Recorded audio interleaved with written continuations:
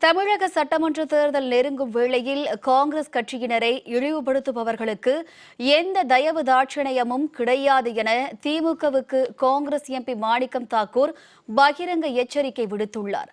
திமுக காங்கிரஸ் கட்சியினரின் வார்த்தை மோதல் கூட்டணிக்குள் ஏற்பட்டுள்ள விரிசலை அடுத்த கட்டத்திற்கு நகர்த்தியுள்ளது குறித்து விவரிக்கிறது இந்த செய்தி தொகுப்பு. தமிழ்நாடு சட்டமன்ற தேர்தலுக்கான அரசியல் களம் சூடுபிடிக்க தொடங்கியுள்ள நிலையில் மதுரை வடக்கு தொகுதி விவகாரம் திமுக காங்கிரஸ் கூட்டணி இடையே பெரும் சலசலப்பை ஏற்படுத்தியுள்ளது.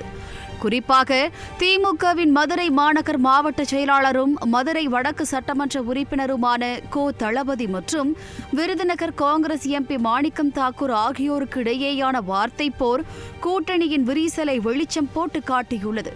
சமீபத்தில் நடைபெற்ற மொழிப்போர் தியாகிகள் வீரவணக்க நாள் பொதுக்கூட்டத்தில் பேசிய திமுக எம்எல்ஏ கோ. தளபதி காங்கிரஸ் தலைவர்கள் மாணிக்கம் தாக்கூர் மற்றும் ஜோதிமணி ஆகியோர் ஆட்சியில் பங்கு என்ற கோரிக்கையை முன்வைப்பதை கடுமையாக விமர்சித்தார்.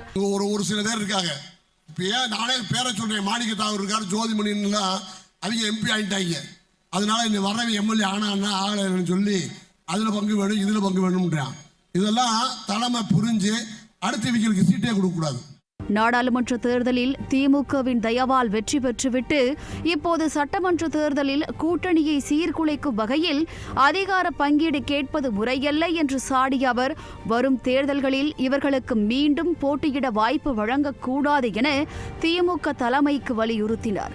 மேலும் பூத் ஏஜென்ட்கள் கூட இல்லாத நிலையில் காங்கிரசுக்கு ஒரு தொகுதியில் 4000 வாக்குகள் மட்டுமே இருப்பதாக கடுமையாக விமர்சித்திருந்தார். இந்த காங்கிரசுக்கு நல்லா போனா தப்பா போயிடும். 3000 ஓட்டு 4000 ஓட்டு மட்டும் தான் இருக்கு, ஆள் கிடையாது. வார்டுல பூத்து கமிட்டி போறதுக்கு ஆள் இல்லாத கட்சி. அது இன்னைக்கு அந்த அளவுக்கு பேசுறாங்கன்னா மனது ரொம்ப வேதனையா இருக்கு.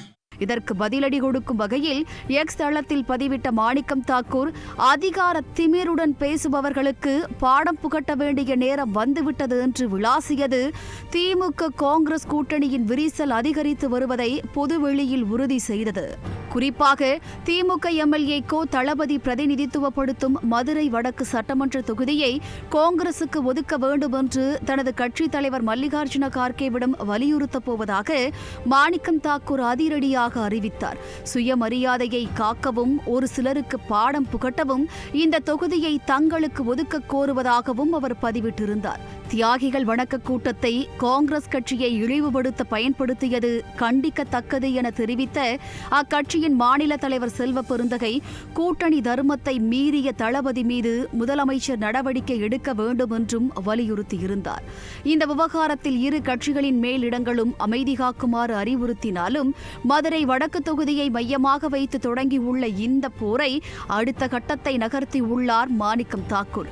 திருப்பரங்குன்றத்தில் செய்தியாளர்களிடம் பேசிய மாணிக்கம் தாக்கூர் மதுரை வடக்கு தொகுதியை காங்கிரஸ் கட்சி கேட்கும் என்றும் அதில் எந்தவித சந்தேகமும் இல்லை என்றும் கூறியுள்ளார். இது தொடர்பாக காங்கிரஸ் கட்சி தலைவர் மல்லிகார்ஜுன கார்கேவை சந்தித்து பேசியிருப்பதாக தெரிவித்த அவர் காங்கிரஸ் கட்சியினருக்கு தன்மானம்தான் முக்கியம், காங்கிரஸ் கட்சியினரை இழிவுபடுத்துபவர்களுக்கு எந்த தயவு தாட்சணியமும் கிடையாது என்றும் கொந்தளித்துள்ளார். காங்கிரஸ் கட்சியை யாரெல்லாம் அவமானப்படுத்துகிறார்களோ, காங்கிரஸ் கட்சியை யாரெல்லாம் இழிவாக பேசுகிறார்களோ அவர்களிடம் எந்த ஒரு தயவு தாட்சணியமும் பார்ப்பதற்கில்லை. காங்கிரஸ் கட்சிக்கு தெரியும், எங்களை பொறுத்தமட்டிலும் காங்கிரஸ் கட்சியினுடைய தன்மானம் ரொம்ப முக்கியமானது, காங்கிரஸ் கட்சிக்காரருடைய தன்மானம் ரொம்ப முக்கியமானது.